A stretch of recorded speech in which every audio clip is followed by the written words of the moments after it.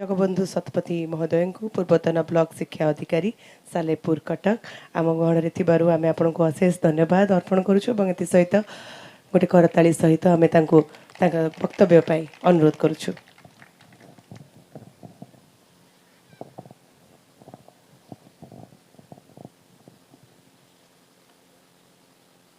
नांदोल ग्राम पंचायत नियामतपुर भातपड़ा एवं आखपाख जो रही महासिंहपुर विश्वनाथपुर ये समस्त अंचल ज्येष्ठ कनिष्ठ जो माने एटी उपस्थित अच्छा समस्त को नमस्कार। जे ये भली एक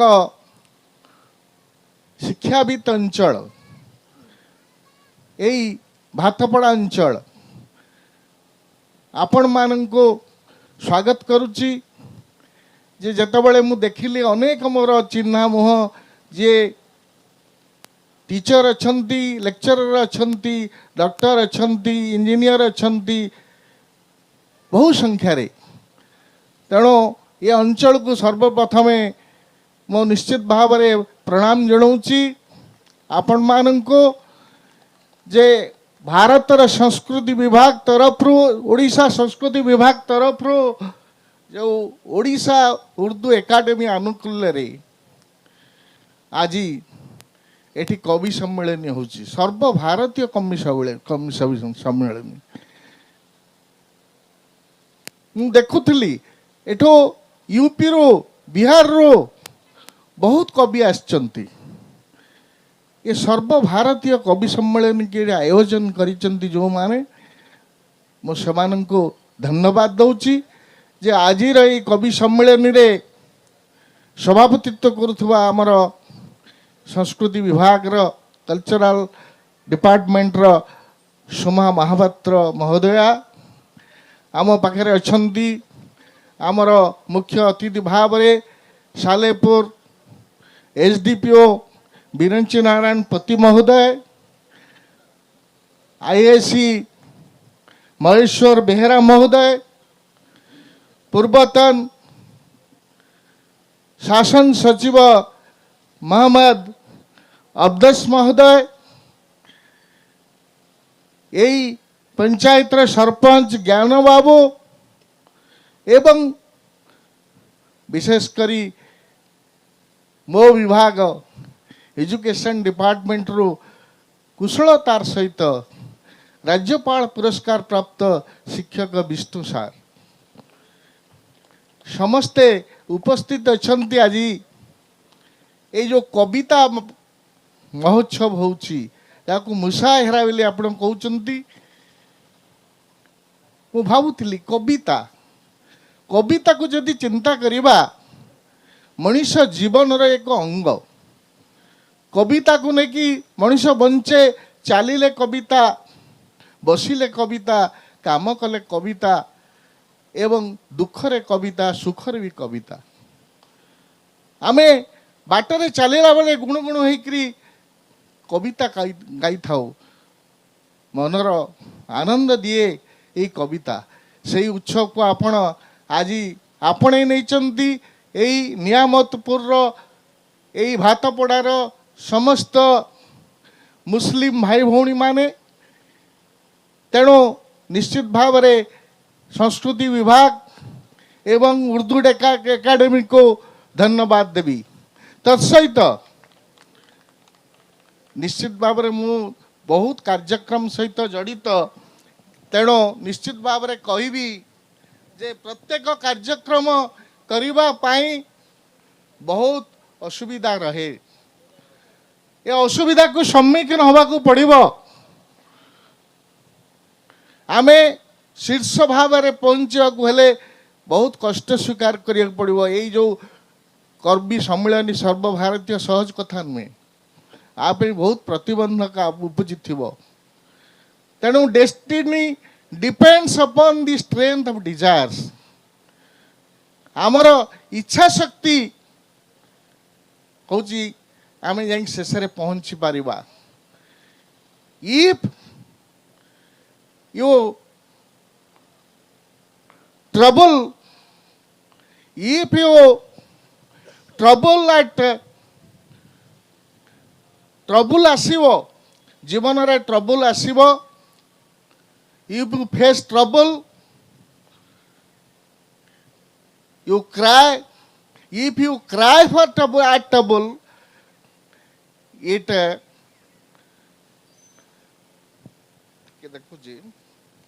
ମନେ ପଡୁଛି ସେ କବିତାଟି ସୁନ୍ଦର ଲେଖାଟି Destiny depends on the strength of your desires. If you cry at trouble, it grows double. If you laugh at trouble,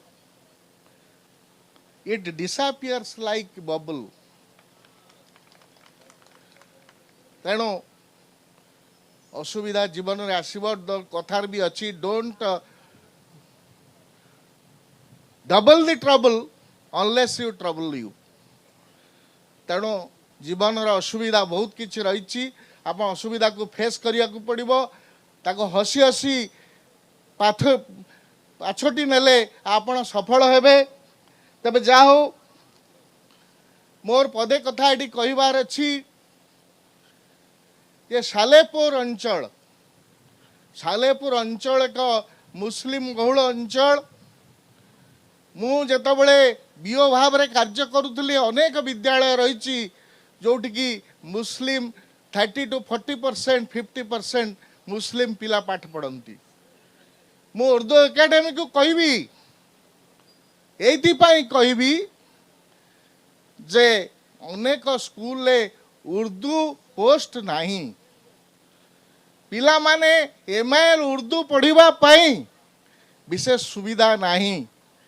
ମୁଁ ଆପଣଙ୍କୁ ଏକ୍ଜାମ୍ପଲ ଦେଇପାରିବି ଆପଣ ମହାସିଂପୁରରେ ଅଛି ନାନ୍ଦୋଳରେ ଅଛି କିନ୍ତୁ ପଦ୍ମପୁରରେ ନାହିଁ ଗୋପବନ୍ଧୁ ସ୍କୁଲରେ ନାହିଁ ଭୈରପୁର ସ୍କୁଲରେ ନାହିଁ ଯେଉଁଠିକି 40 to 50% ପିଲା ଉର୍ଦ୍ଦୁ ପଢ଼ୁଛନ୍ତି ମୋର ବିଓ ପିରିୟଡ଼ରେ ଉର୍ଦ୍ଦୁ ପୋଷ୍ଟରେ 32 ପୋଷ୍ଟ ମୁଁ କ୍ରିଏଟ୍ କଲି ଏବଂ ମୁଁ ଡିଷ୍ଟ୍ରିକ୍ଟ ସହିତ ଏବଂ ଡାଇରେକ୍ଟରଙ୍କ ସହିତ ଯୁକ୍ତି କଲି ଯେତେବେଳେ ମୁଁ ଦେଲି 39 ପୋଷ୍ଟ ସାଲେପୁରରେ ଦରକାର ସେତେବେଳେ ସେ ଯୁକ୍ତି କଲେ ମୋ ସହିତ ଅନ୍ୟାନ୍ୟ କଟକ ଜିଲ୍ଲାର ଅନ୍ୟାନ୍ୟ ବ୍ଲକ 4ଟି 5ଟି ଦେଇଥିଲା ବେଳେ ଆପଣ କ'ଣ 39 ଦେଇଛନ୍ତି ମୁଁ କହିଲି ଆଜ୍ଞା ପଦ୍ମପୁର ଗୋଟେ ସ୍କୁଲ ଅଛି ଯେଉଁ ସ୍କୁଲରେ 40% ମୁସଲିମ ପିଲା ସେଠି ପୋଷ୍ଟ ନାହିଁ ସେଠି MIL ପଢ଼ୁଛନ୍ତି ମୁସଲିମ ପିଲା MIL ପଢ଼ୁଛନ୍ତି MIL ଉର୍ଦ୍ଦୁ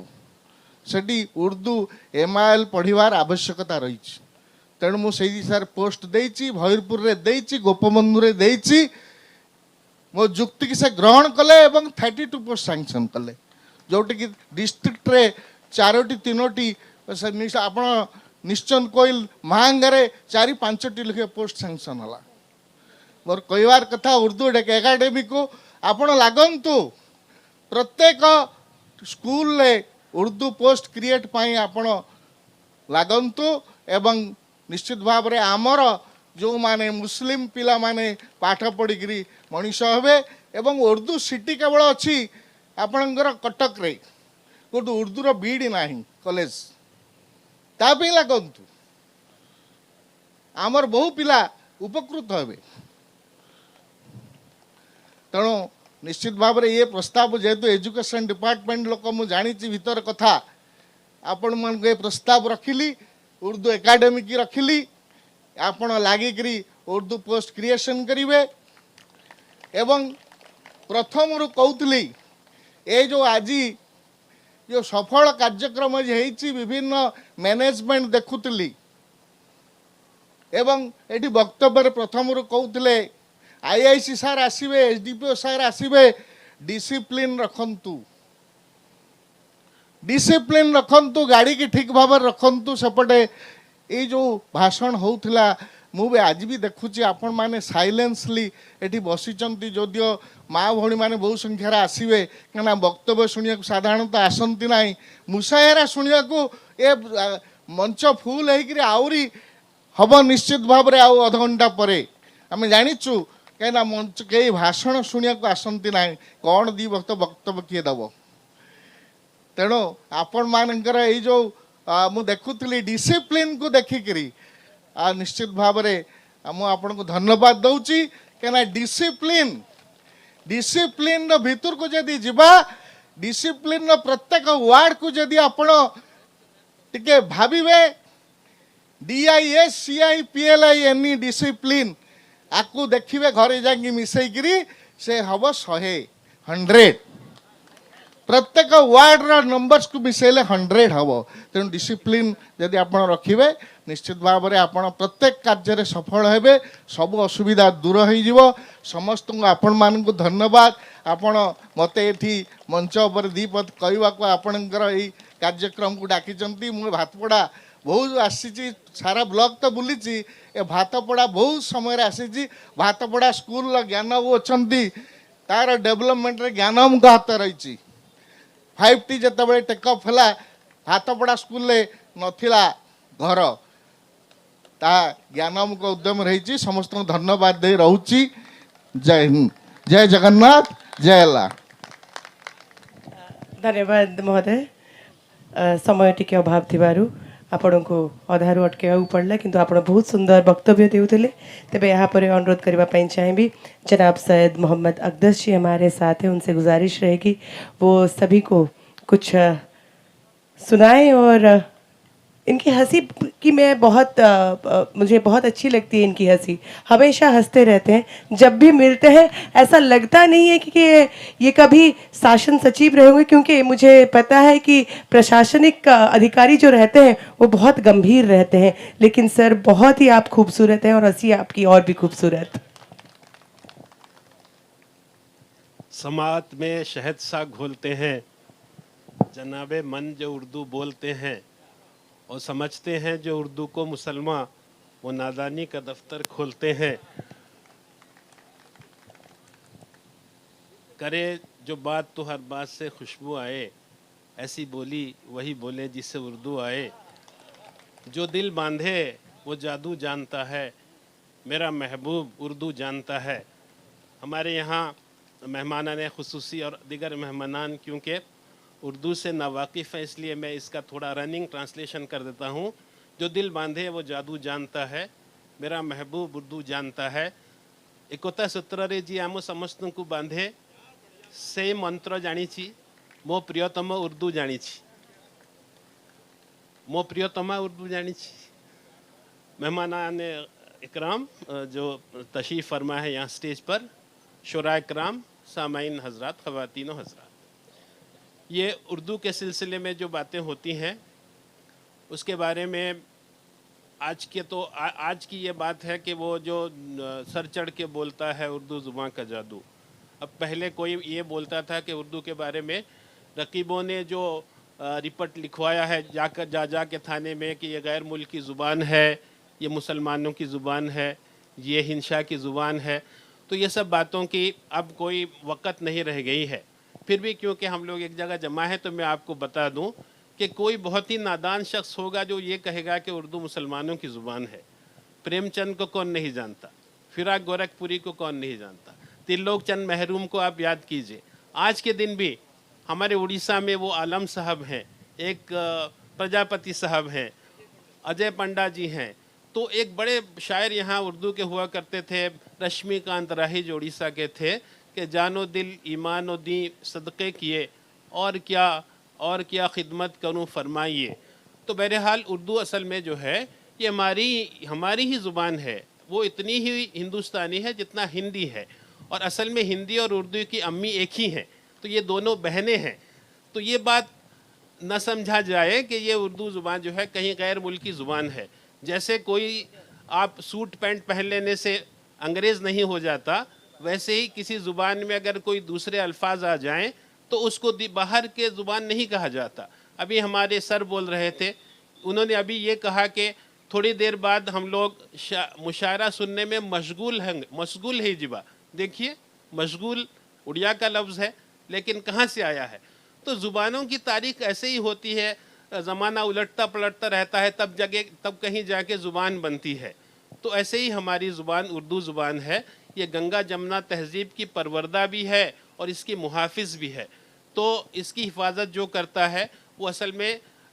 मोहब्बत की हिफाजत करता है, वो नरमी और तहज़ीब की हिफाजत करता है, वो सकाफ़त की तहज़ीब की और कौमी यकजहती की हिफाजत करता है। तो आइए ऐसे ज़ुबान को, जिसको दाग ने कहा था कि कहते हैं जिसको उर्दू है जिसका नाम हम ही जानते हैं दाग, सारे जहां में धूम हमारी ज़ुबान की है। बहरहाल शोरा कराम को सुनने के लिए आप लोग आए हैं और इसके दरमियान जो है किसी का बोलना आपको ज़ाहिर बात है नागवार गुजरता होगा। पहले हमारे जो जितने मेहमानान इकराम हैं, खुसूसन उर्दू एकेडमी की महापत्रा मैडम, जिनकी हिम्मत की मैं हमेशा दाद देता हूँ कि उर्दू में कहती हैं और क्या खूब कहती हैं। अल्लाह उनकी ज़ुबान में और बरकत दे, उनकी फसाहत और बलागत में और बरकत हो और उर्दू उनको और उर्दू से और ज़्यादा मोहब्बत हो। बल्कि उर्दू ऐसी चीज़ है जिससे हम सबको मोहब्बत होनी चाहिए। पहले जो है उर्दू ये एक कारोबारी ज़ुबान नहीं थी। जब फ़ारसी का तोती बोलता था तब बोलते थे कि ये उर्दू ऐसे गली में टोली में सर झाड़ मुँह फाड़ फिर रही थी। तब इसको लोगों ने प्यार किया, अमीर खुसरू ने, फिर उसके बाद वली नकनी ने, फिर हमारे मीर साहब और गालिब मीनाई मोमिन और सारे लोगों ने उसको अपने खून का कतरा से सींचा। तो आज यहाँ हम पहुँचे हैं जहाँ आपके सामने अफजाल सिद्दीकी साहब बैठे हैं और हमारे वफ़ा साहब बैठे हैं, ख़वातीन शुआरा बैठी हैं। आप उनको सुनेंगे तो बस अंगुश्त बदंदा रह जाएंगे। मुझे उम्मीद है कि आज का मुशायरा बहुत कामयाब रहेगा और यहाँ वाले जो लोग उर्दू एकेडमी वाले और बाकी जो लोगों ने इसको ऑर्गेनाइज़ किया है वो सबका बहुत शुक्रिया अदा करते हैं और उम्मीद करते हैं कि मुशायरा बहुत कामयाब रहेगा। जय हिंद।